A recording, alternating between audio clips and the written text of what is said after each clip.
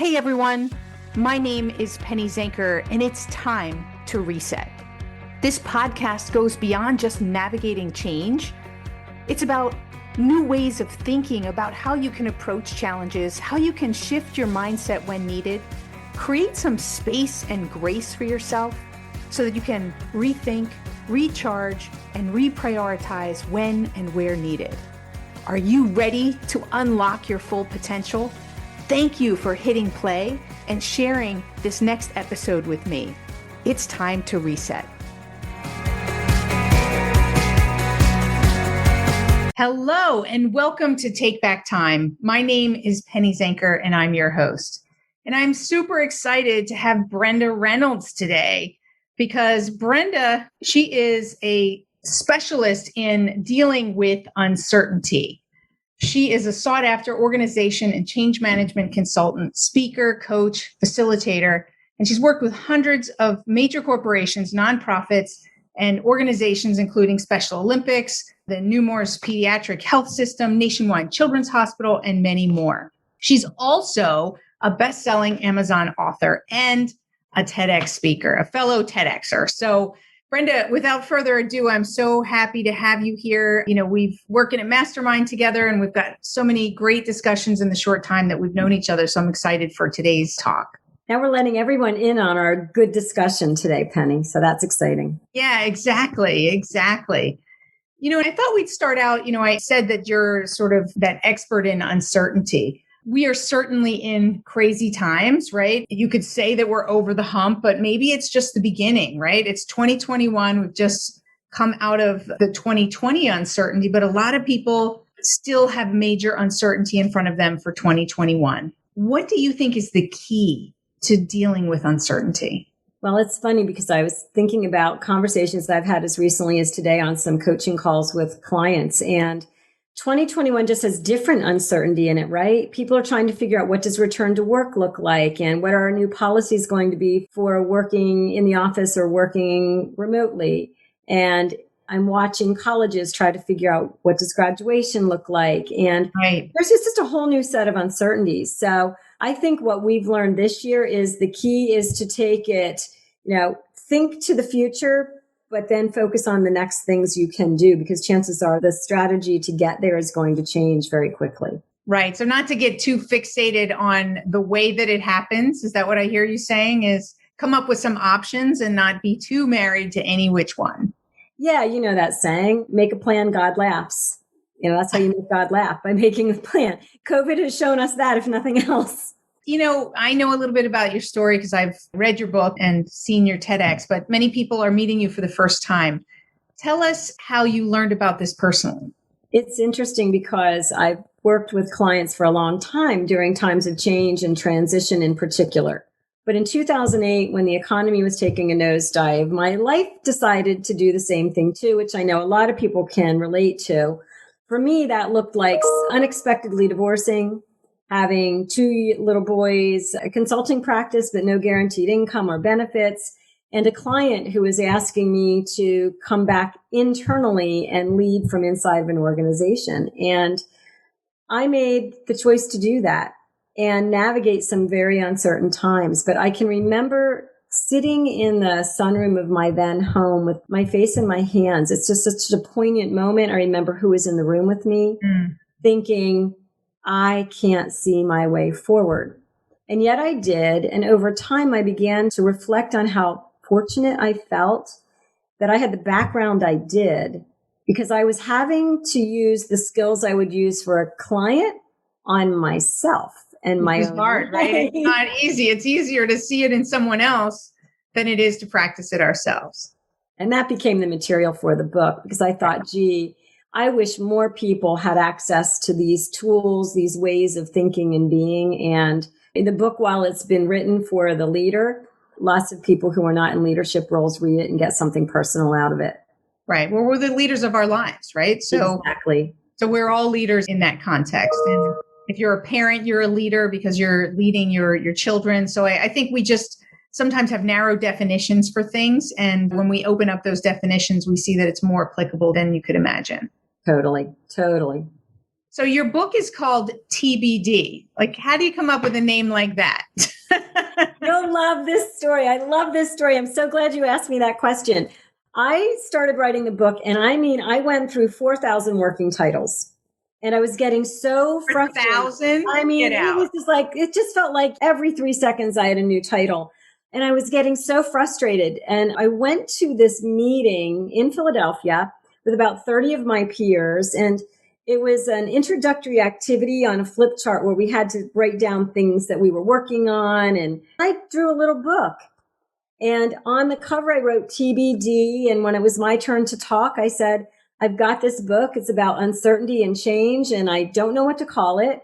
But if anyone has a good idea, if you're good with titles, let me know. Right for now, I've just labeled it TBD. And they all in unison screamed, that's your title. And I still didn't get it. And I said, no, that's not my title. That's just they go, no, that's your title. Right. So the funny part of it is I was on this mission to find a title. It came out of the blue. And when I came home to open my manuscript and type the title in, months and months prior, I had typed in TBD. Right. So in a weird way, it was there all along. And I think when we navigate uncertain times, sometimes the answers, you can't figure them out. They're going to come as they can come. And when we go on a big quest to force something to happen, we just chase it away. Right. I'm feeling like the Wizard of Oz. I'm feeling like Dorothy right now, right?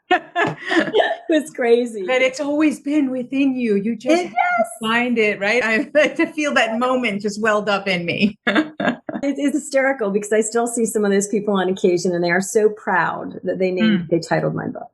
Awesome. Yeah, that's a great story. That's a great story.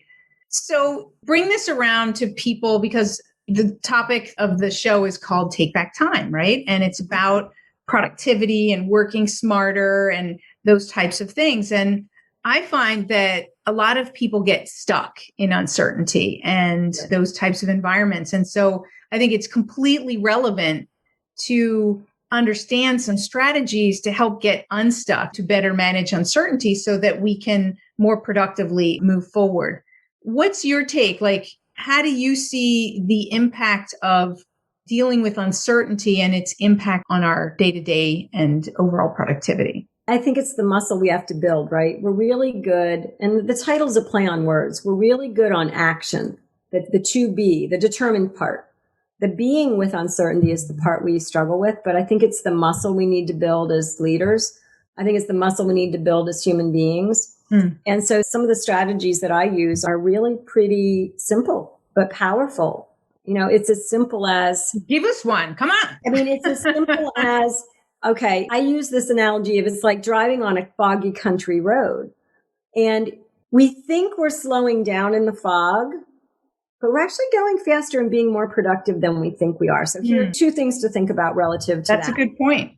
Yeah. Sometimes when I was doing a long commute home from work years ago, it's easy to think back on everything you didn't get done that day. And then it's what a lousy way to end the day. Absolutely. And I caught myself doing that all the time. And then I thought, this is a little crazy.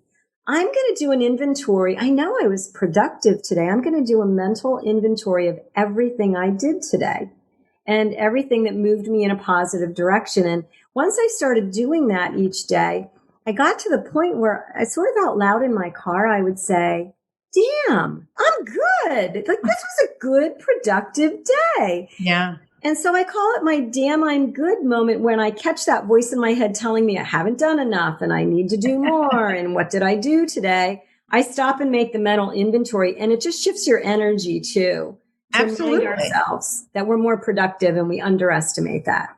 Absolutely. I love that. You know, we don't know each other that long, but I think there's so many commonalities in the way that we think and approach things. And it's funny because years ago, I also started that practice with a dear friend of mine. Dear friend of mine is we would find ourselves like beating ourselves up, you know, the push it, do it person, and never being satisfied with what was done and ending the day like that. So we started also in our coaching calls to talk about what are our wins, what did we get done, and focus more on that and recognize that and give ourselves a pat on the back. I like the damn I'm good. I'm going to have to share that with her because she'll love that too.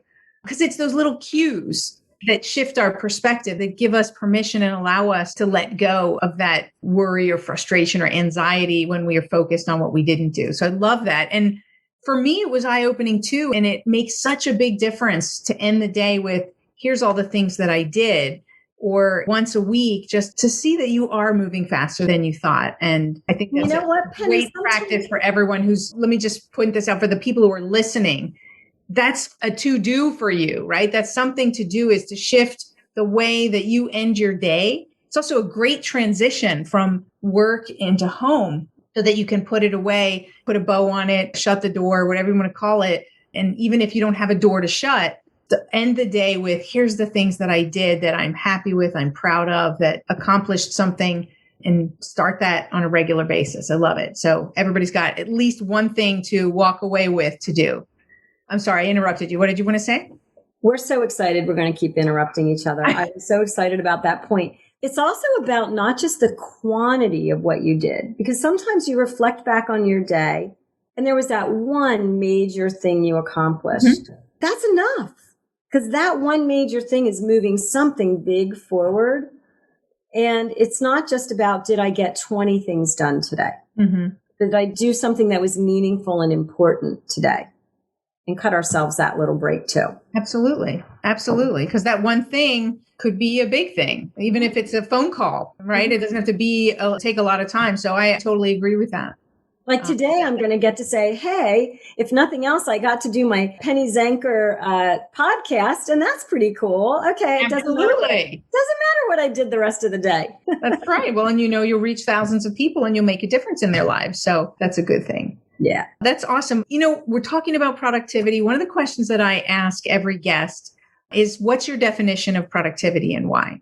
My definition of productivity would be taking meaningful and productive action, meaningful in all caps, meaningful and productive action to move you toward a deeply satisfying life.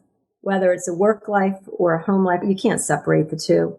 But are we taking those actions to, is it a meaningful and productive day, I guess, is my equation. Mm-hmm. Yeah, I love it. I mean, what I'm hearing you say is that if it's meaningful, it's productive. Mm-hmm. Right? And I love what you said about deeply satisfying life.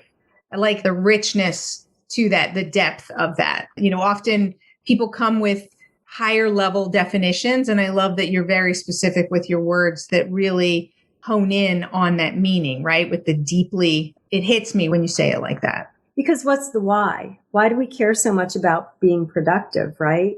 Well, it only matters if it's getting us where we want to go, or it's eliciting a feeling or a life or an impact that we want to have. So to me, those are my whys for productivity. I think it's a really good point that you were touching upon, that I think we get caught up in the trap that we think our worth is by the number of things that we do, how busy we are.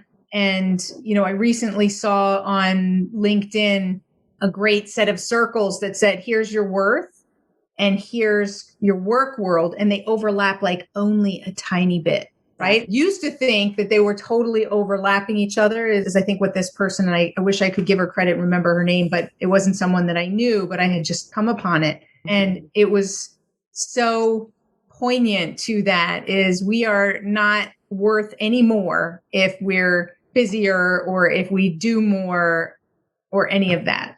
It's funny you mention that. Sometimes, one of the concepts I talk about in my TEDx is the concept of doing things that are counterintuitive. So when you're in a fog and you're really eager to get to your destination, the last thing you may feel like doing is pulling off the road. But research actually shows it is safer for you not to just pull over on the side of the road, but to literally get off the road and maybe go to a parking lot and wait it out if you can. And I think there's a parallel there to, I catch myself sometimes, maybe on a Friday, thinking, oh gosh, I can't walk away from my computer. I can't walk away from the office. There is still so much to do. But when something happens where I just have to, and I did this weekend, I traveled to see my son at college. I took everything with me to do work while I was there over the weekend. it did never happened that I got to do any work. I was more charged up on Monday to pick up where I left off and get busy than if I had tried to jam a little bit of work in over the weekend. So there's just something about that reset and moving completely away from it kind of ends up being a productivity tip. I don't know if you're familiar with Tony Schwartz's work, The Powerful Engagement. And I'm reading right now, it's on my desk, as a matter of fact, The Way We're Working Isn't Working. And he does a lot of research around renewal and how important it is, in comparing with athletes, and we're the corporate athletes, right? In that context. So the better the performers, the more sleep, the more rest that they need in order to perform better. So it's interesting that there's that correlation. And I love you saying, you have to pull off the road. Mm-hmm. I want to challenge you a little bit. I like to challenge people too on the show here a little bit, or just as if we were just together. I do that because I did it today earlier. I can take it. Go ahead, Penny. But I just want to ask you a question. So you brought all this work with you, and it's no judgment. I do the same thing, right? Mm-hmm. Except for when I just came back from Mexico, I did nothing and brought nothing. What would be different if you didn't even bring it with you? Oh, totally. Like, did you feel any guilt? Because I think sometimes the fact that we just have it with us creates this pressure, like, oh, I should do it. And it puts that. Do you think you would have been even freer if you had left it home? I'm thinking about that. Maybe. There was another part of me that would think it was a kind of weekend where I might have had some downtime. So I might have wanted to work on my second book, and that would have been pleasant and progress too. So I would have had the option to do that. I don't know. I think I'm going back down to a game in 2 weekends. So I'm going to leave it all at home and let you know, Penny. That's cool. Check it out, right? And I'll check it out. I want to propose to the people who are listening, if you're like us, I do the same thing. I love what I do, so I don't even consider it work. So bring it with me. And there is a necessity, like you said, put it to the side, to put it off the side of the road and you keep going, or going in a different direction. I think that there is something important, and I found it for me, and I struggle with that. But when I do leave it behind, I find that it frees me just that much more. I would have to think it does. Yeah. And I think, even in my coaching with others, practice what you preach, right? I think we sometimes have to do it to realize the world didn't end. Things are still okay. It didn't take that big nosedive you thought it would because you're working all the time. Right. Yeah. Totally. Yeah. So interesting stuff around the whole fog metaphor, right? And you said in terms of getting a little bit more done or being faster than you think you are. What else would be some tips that come around that metaphor? I really talk about when you navigate that country road and you get impatient, you flip on your high beams. Somehow we think that's going to help us. And it's sort of like that impatience with getting more done. You flip on your high beams. But the fact is, on a foggy country road, your high beams are the worst thing you can do. It just obscures your view even more. And so the power is in the low beams. And what I learned when I was going through my divorce and my life turned sideways was that the only way I could really not freak myself out was to keep my low beams on. And, in a car where the low beams illuminate about 300 feet in front of us at a time, and you just navigate the stretch in front of you, and then the next stretch becomes clear. You can see it, but you can't see it from too far back. And I really do practice this. It's kind of this interesting metaphor for staying present and doing what you can do right now. And that's our only job, because in uncertain times, like think about COVID. It's shifting. We can't plan 9 months out. We can't plan a year out. We may have to look at this month, this week, today.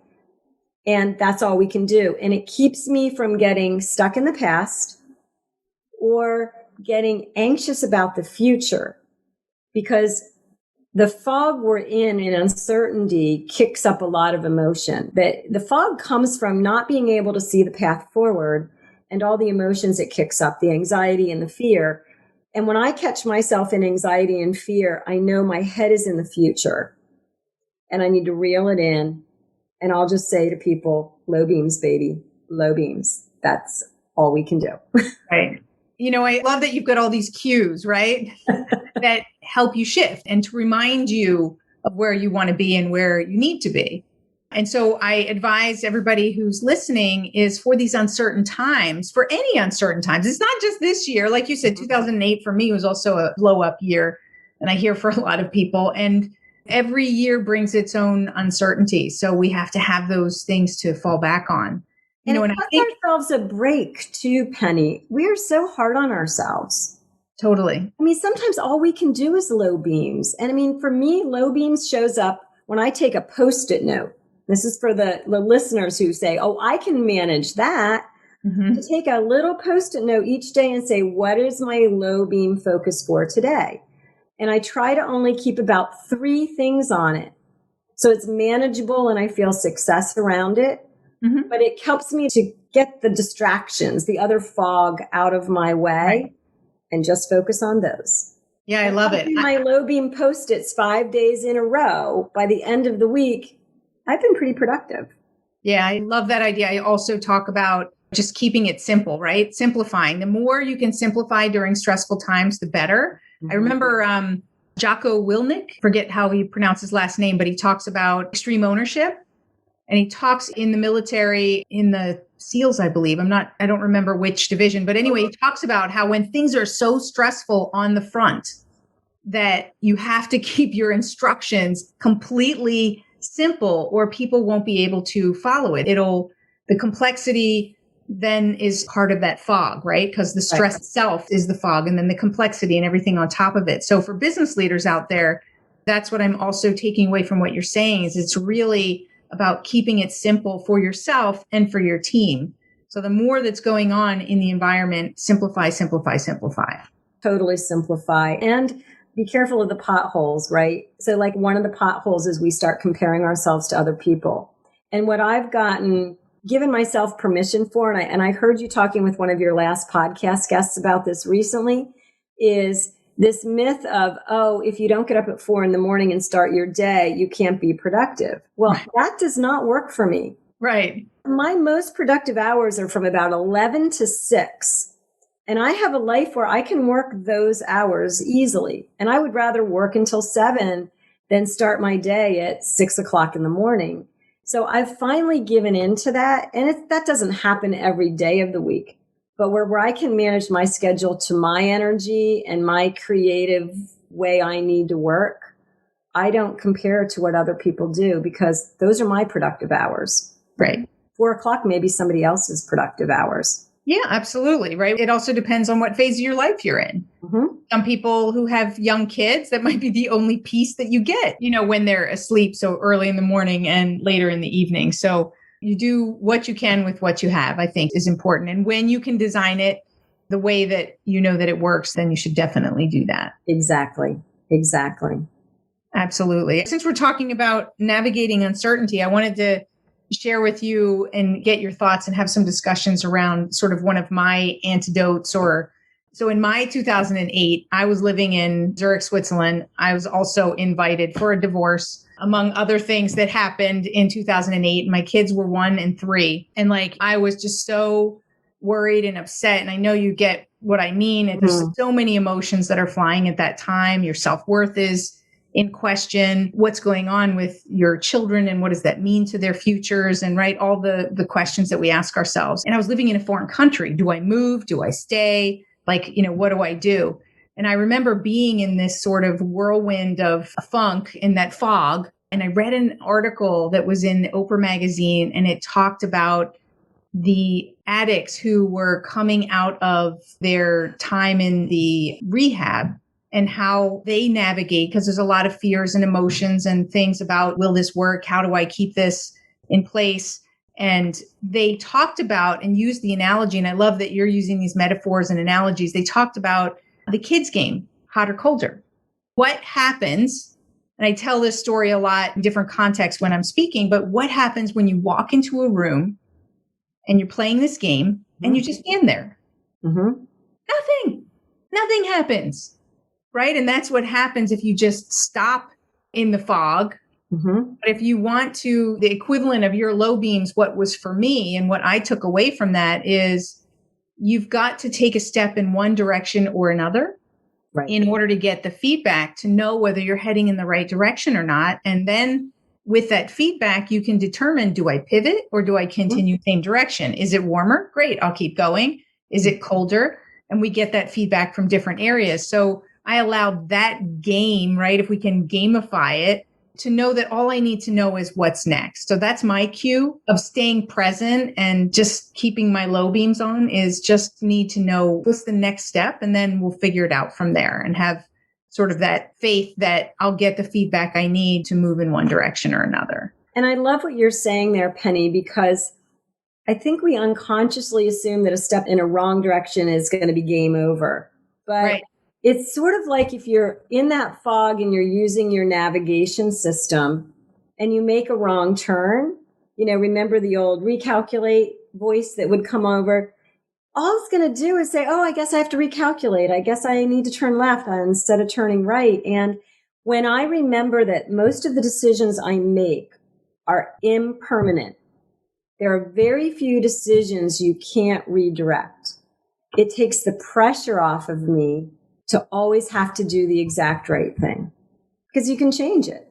Yeah, absolutely. I think that's a really important point. And I think that sometimes, I don't know about you, but if I've been on vacation and sometimes went down a wrong path or whatever, sometimes some of the most beautiful scenery was down that wrong road. Or actually, when my boyfriend and I were in Italy and we just randomly went off of our path because we saw that there was some ruins. It turned out to be better than the Colosseum because the Colosseum was so commercialized. And this one, you could go down into the bottom of the stadium and everything. And so sometimes those detours are the richest, the most rewarding. And so what if we just went with the flow, right? Mm-hmm. Well, sometimes what's happening to us is nudging us out of this. Maybe the path for you was really clear before, but you're on this path and telling yourself, this is good enough.